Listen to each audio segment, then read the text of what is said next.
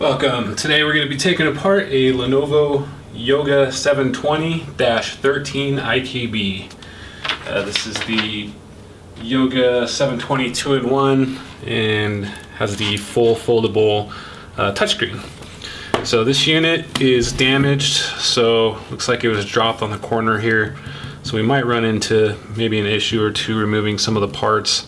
But to begin, we're going to need a T5 Torx to remove the bottom case screws.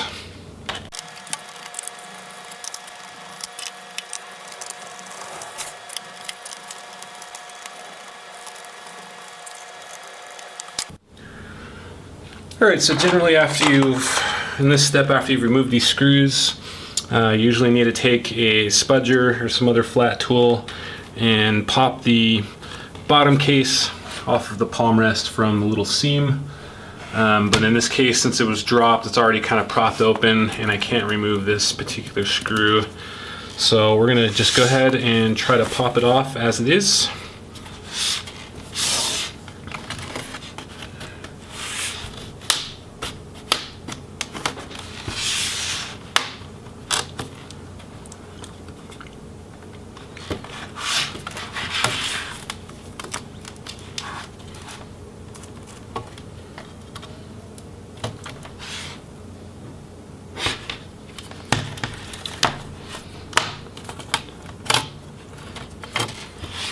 So once you get it kind of started in the front here, you'll just kind of need to keep some pressure on it and just kind of work it until it pops off the snaps on the back part. And then you can remove that bottom case and have access to the inside. Alright, so as usual, we're going to need a small Phillips bit for the inside screws. So I'm going to switch to a 2.0 Phillips bit, but if you have a small Phillips bit, you should be able to get it into the fasteners here.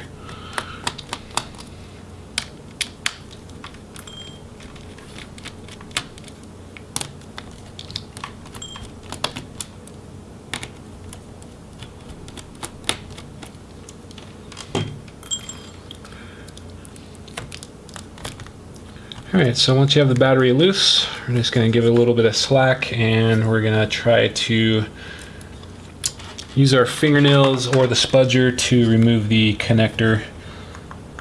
Sometimes these don't have anything for you to actually grab onto.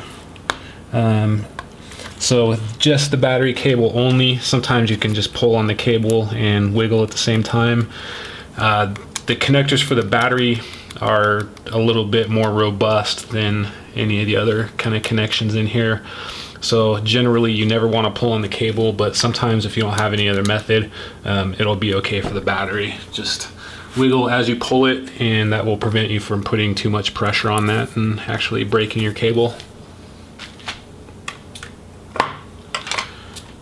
Alright, so our SSD drive has a little bit of a Lenovo sticker on it, so we're just going to poke this screwdriver straight through it and remove that screw.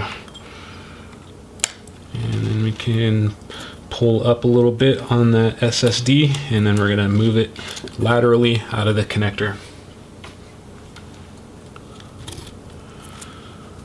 And for the Wi-Fi, we'll remove that tape and just pop those antennas up and off. And then we'll remove the screw for the Wi-Fi card. And same with the SSD, we're just going to kind of lift up so it'll clear the screw connector, and at the same time use your fingernail to put pressure on it laterally so it pops out of that connector.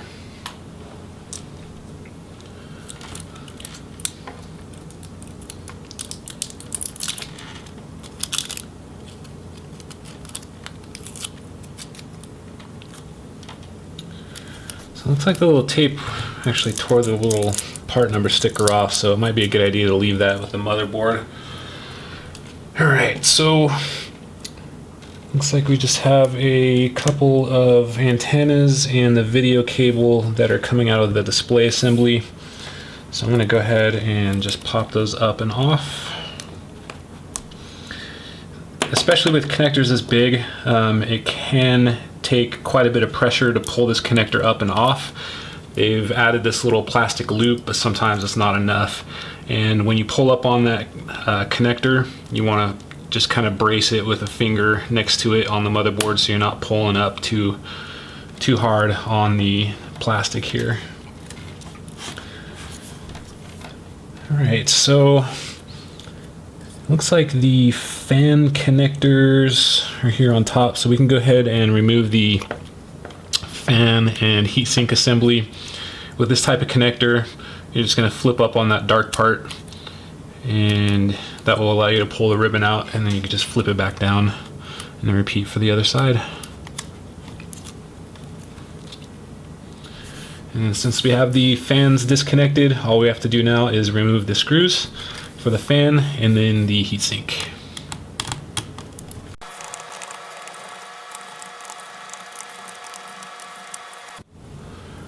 Alright, once you have the screws out for the fan and heatsink, we can go ahead and remove the assembly. If you're reinstalling a new fan and heatsink assembly, you want to tighten the screws down in the pattern that's shown stamped on the heatsink, so it'll be like 1, 2, 3, and then tighten the fans down. This way it'll kind of squish that thermal paste down evenly. Alright, so we can go ahead and just get our fingernail under the tabs and give that heatsink a wiggle until it pops up. If it's a newer laptop, these usually come off really easy, but if you have an older laptop, sometimes that thermal paste can turn into a pretty good adhesive, and you might need to pry and wiggle quite a bit to get it off, but not too bad on this model.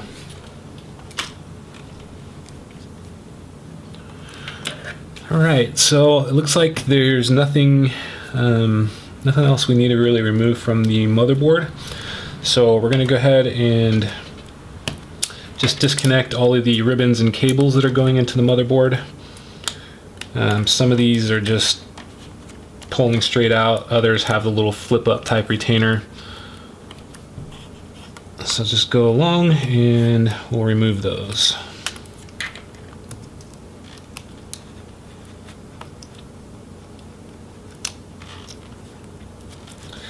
So it looks like the connector for the keyboard is also the type you have to lift up on before you can pull it out. So just get a tool under there and just kind of pop up on either side, and then that'll allow you to remove that ribbon. It just has a notch on each side that kind of stays in the connector.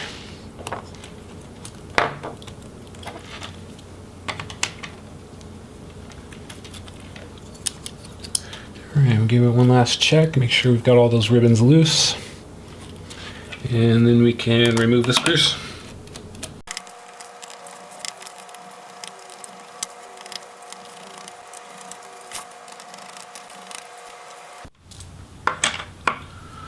Alright, once you get all the screws out, we'll go ahead and just kind of remove that little metal bracket. And the best way to do this, a lot of motherboards have ports that are poking into the case assembly, so you can't lift from that side without prying up on those. This one looks like it's probably better to pull up from the USB side, one with the small USB port here, and we're just going to kind of wiggle it until we get it loose, and then we'll gently turn it over and make sure that there's no other ribbons connected to the bottom. So it looks like we are good, and that's how you remove the motherboard. Alright, so we can go ahead, since the keyboard is missing a key and the palm rest is pretty hammered right here, the only thing that's really worth taking off of this is the touchpad. So we'll go ahead and remove that. Just get the ribbon free and remove that tape. And then we'll go ahead and free the speaker wire that's kind of held on by tape here.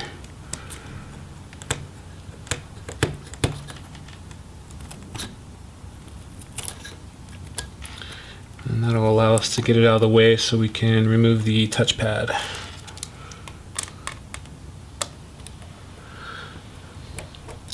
So the screws for the touchpad are a little bit smaller. I think this 2.0 will still work, but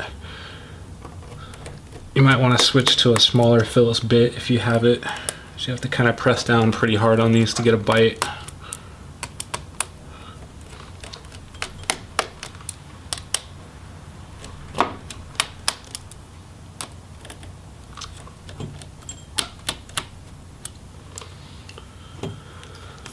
Alright, once you remove those screws, we're going to go ahead and just get a little fingernail on the tab here, and that'll allow us to pull the touchpad assembly free from the palm rest. Alright, so now we are ready to separate the display assembly. The keyboard is not removable. As you can see, it's just riveted into the palm rest, so if you need to replace your keyboard, you're going to have to replace the palm rest with it as an assembly. And the speakers looks like are just held in by grommets, so we can just go ahead and thread out the wire and remove those speakers. And looks like there is a fingerprint reader as well, held on by one screw and a bracket. So of course you'll just unscrew it and unstick the ribbon, and that will allow you to remove the little print reader. Alright, so we are down to just the hinge screws, and it looks like this other Wi-Fi antenna is threaded through the palm rest, so we're going to want to free that. It is coming from the display assembly. Alright, now most computers you have to open the display up fully to actually be able to remove the display assembly. They can kind of catch around the palm rest, so this one is the same, so you want to open it up all the way and then remove those hinge screws.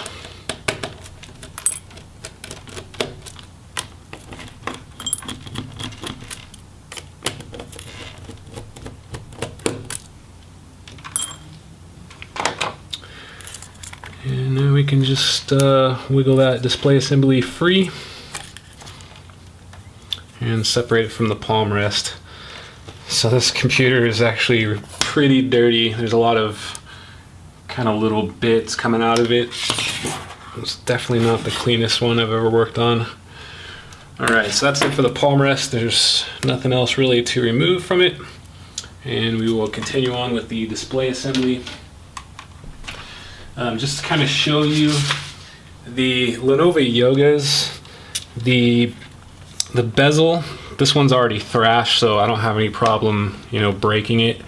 But trying to separate the front bezel from the back cover is absolute nightmare. You can see I basically just put a little bit of pressure in there, and it shattered the front plastic. So if you need to replace your display assembly on the Lenovo Yogas, it's definitely better to just buy the display assembly as a whole unit instead of just trying to buy the LCD and replacing it yourself, because 9 times out of 10 the bezel doesn't have a chance. They're so thin, and they're light glass. It's like a pretty hard type of plastic, so just trying to put a little bit of pressure to separate the bezel from the back cover is more than likely gonna lead to the crack there. So definitely buy a complete bezel if you need to replace your screen, and just follow those instructions to release that display assembly. So that is how you disassemble a Lenovo Yoga 720, and this one is the 1.3 IKB version. And if this video helped you or you found it informative, please like and subscribe. Thank you.